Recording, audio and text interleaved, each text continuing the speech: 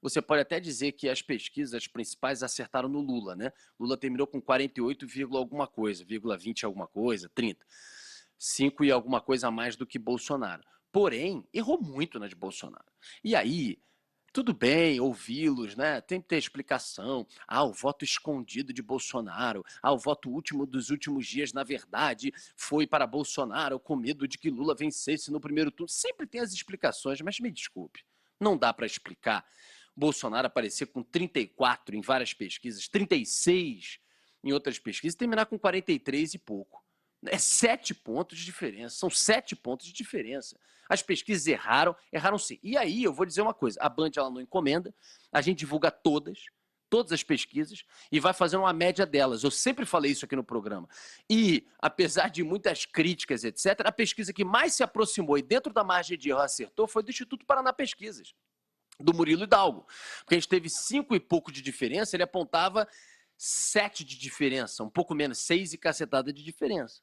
Então, a gente tem aí um segundo turno, olhando para o cenário federal, muito encaminhado para Lula.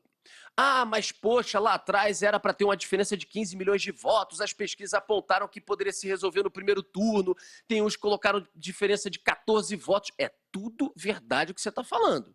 Mas olhando para o real, olhando para o mundo real, Lula terminou com um pouco mais de 6 milhões de votos à frente, um pouco mais de 5%.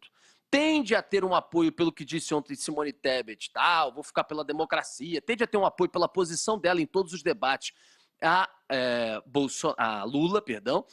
E óbvio que isso não transfere 100%, ela teve 4,19%, ficou à frente de Ciro, não é uma transferência direta, mas se não tiver uma grande novidade aí, é difícil mudar o curso. Porém, o Bolsonaro vai se utilizar de palanques muito fortes, como no Rio de Janeiro, com Cláudio Castro já reeleito, e tentando usar muito Zema, porque Minas Gerais é fundamental, você sabe muito bem disso, para tentar, com esses governadores reeleitos, como no Sul, por exemplo, Ratinho Júnior, e Onyx Lorenzoni, que também lá um erro crasso, absurdo das pesquisas, ninguém apontou Onyx Lorenzoni na frente, ele terminou bem à frente de Eduardo Leite, que quase não foi para o segundo turno, perdendo para o candidato do PT a segunda posição. Então ele terá, além de 15 senadores eleitos, como Mourão, Damares, próprio Romário e outros que foram eleitos, o astronauta Marcos Pontes em São Paulo, ele terá palanques muito fortes. Lembrando que em São Paulo também as pesquisas deram uma bola fora gigantesca.